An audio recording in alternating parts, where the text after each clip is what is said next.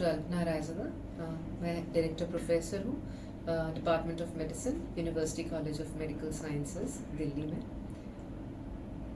ज़्यादातर मैंने देखा है कि लोगों में ये सवाल उठता है दिमाग में कि क्या अगर हमें पहले से ही किसी टेस्ट के थ्रू किसी तरीके से पता चल जाए कि आने वाले समय में हमारा स्पेशली नॉन कम्युनिकेबल डिजीज़ेस या फिर कैंसर्स के होने की क्या गुंजाइश होगी, तो ये क्या अच्छा नहीं होगा कि अगर हमें बचपन से ही पता हो कि क्या हमें आगे चलकर ब्लड प्रेशर की बीमारी हो सकती है या डायबिटीज़ की बीमारी हो सकती है या गुर्दे की बीमारी हो सकती है, तो क्या ये बेहतर नहीं होगा।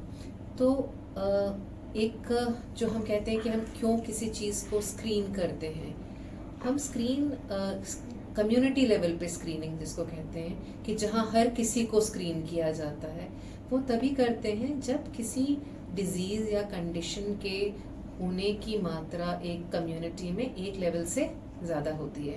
तभी कोई, क्योंकि हर स्क्रीनिंग टेस्ट जो हम यूनिवर्सली लगाते हैं किसी कम्युनिटी पे, उसका एक कॉस्ट इम्प्लीकेशन होता है। कोई भी चीज़ अगर सामूहिक रूप में की जाती है तो उसका एक कॉस्ट इम्प्लीकेशन होता है। तो इसीलिए जो नॉन कम्युनिकेबल डिजीज़ेज हैं, क्योंकि वो ज़्यादातर सब लाइफस्टाइल बेस्ड डिजीज़ेज हैं, आपकी जीवन शैली कैसी है वो ज़्यादा निर्धारित करता है विज़ कि आपका एक जेनेटिक मेकअप क्या रहा है। कई बार जेनेटिक्स के साथ में जब लाइफस्टाइल खराब हो जाता है तब जाकर चीज़ें मैनिफेस्ट करने लगती हैं। और हर जेनेटिक्स में सिर्फ जीन में कोई चीज़ होने से ही वो मैनिफेस्ट भी हो जाएगी, एक डिजीज़ में कन्वर्ट हो जाएगी, ये ज़रूरी नहीं है। बहुत सारे लोग हैं, जैसे कैंसर ग्रुप्स हैं, कुछ BRCA जीन वाली फैमिलीज़ हैं, उनमें उनके अंदर वो जीन है, लेकिन क्या वो जेनेटिक एक्सप्रेशन हो जाएगा कि कब होगा, 40 साल की उम्र में होगा, 50 साल की उम्र में होगा, कब होगा, ये किसी को नहीं पता होता। और बहुत सारे लोग हैं जिनमें कभी कोई कैंसर आएगा ही नहीं, बस वो जीन ही कैरी करते रह जाएंगे।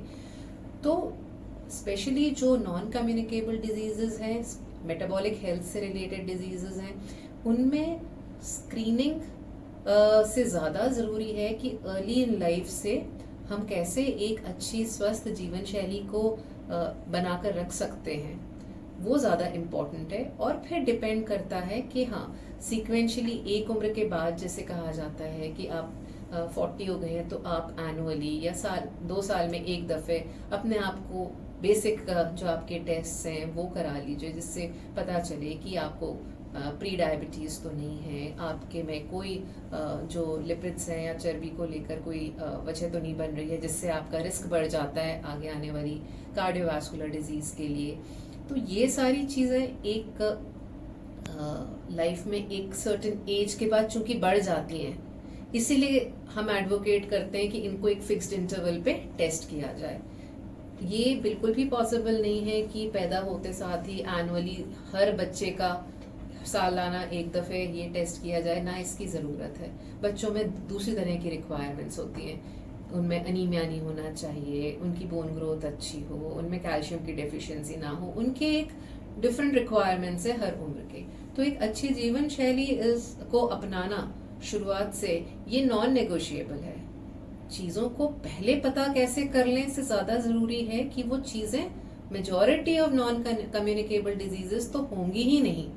अगर हर घर में हम ये तय कर लें कि बचपन से ही हम अपना मॉडरेशन में रखेंगे, नमक का सेवन नियंत्रण में रखेंगे, अपना शुगर का सेवन, हमारा लाइफस्टाइल ऐसा हो कि उसमें कहीं ना कहीं एक्सरसाइज शामिल हो, कहीं ना कहीं हम अपनी मेंटल हेल्थ के लिए चीज़ें प्रमोट करें, मेडिटेशन प्रमोट करें, हमारे सपोर्ट ग्रुप्स हों एक दूसरे से जहां हम मिल सकें, शेयर कर सकें चीज़ें, एक कम्युनिटी की फीलिंग हो। तो बहुत सारी चीज़ें हैं जो हम बचपन से कर सकते हैं। और अगर बहुत सारे आप देखेंगे दुनिया में ऐसे बहुत सारे एथनिक ग्रुप्स हैं जहाँ चूंकि वो नमक खाते ही नहीं है, दे डोंट नो कि नमक कैसा होता है, बच्चों को कभी खिलाते ही नहीं है अपने नमक, टेस्ट बड्स को पता ही नहीं नमक क्या है। उन ग्रुप्स में आप देखेंगे कि उनका लेवल ऑफ हाइपरटेंशन, उनका लेवल ऑफ कार्डियोवास्कुलर डिजीज बहुत कम है, क्योंकि उन्होंने उसको एक कल्चर में इम्बाइब कर लिया है। तो हमारे यहाँ अनफॉर्चुनेटली हमारे कल्चर में इम्बाइब्ड है कि बच्चा अगर है खूब खिलाओ, है ना, खूब घी भी खिलाओ उसको, खूब मीठा भी अच्छा माना जाता है, नमक भी अच्छा माना जाता है। हमारी कभी भी थाली पूरी नहीं मानी जाती जब तक उसमें अचार ना हो, पापड़ ना हो, चटनी ना हो, है ना। तो उसको हम मानते हैं कि हम, और खाने पे इतना जोर है जितना शायद और किसी चीज़ पर जोर है ही नहीं। हमारा सारा शायद स्नेह और प्यार दिखाने का तरीका खाने के थ्रू ही जाता है। तो ऐसा नहीं है, अवेयरनेस नहीं है, अवेयरनेस बढ़ चुकी है, काफ़ी बढ़ गई है। अगर जो भी इंस्टाग्राम फेसबुक लोग फॉलो कर रहे हैं, रील्स तो आजकल हर कोई देख ही रहा है शायद, तो उसमें बहुत कुछ है। बट मुद्दा ये है कि आपको वही चीज़ दिखती है मीडिया पर जो आप खुद से देखना चाहते हैं। अगर मैं आज लाइफस्टाइल के बारे में देखना शुरू करती हूँ तो लाइफस्टाइल से रिलेटेड ही चीज़ें मेरे पास तक सोशल मीडिया के थ्रू ऑटोमेटिकली आती चली जाती हैं। तो मैं क्यों देखना शुरू करती हूँ? क्योंकि मैं अवेयर हूँ। मैं किसी अगर, क्योंकि वो कहीं ना कहीं, तो अवेयरनेस तो इंडिविजुअल लेवल पर जब आएगी तभी ही ये काम शुरू होगा। एंड ये एक फैमिली कल्चर में अगर हम डाल लें शुरुआत से ही, अगर बच्चा माँ बाप को एक्सरसाइज करते हुए देखता है, या उनके किचन में एक तरह का स्पेसिफिक फूड बनता ही नहीं है, या उनके फ्रिज में कुछ चीज़ें कभी अवेलेबल होती ही नहीं है, तो उसको हमेशा पता रहेगा और उसको ऐसा भी नहीं लगेगा कि उसको किसी चीज़ से डिप्राइव किया गया है, नहीं दिया गया है।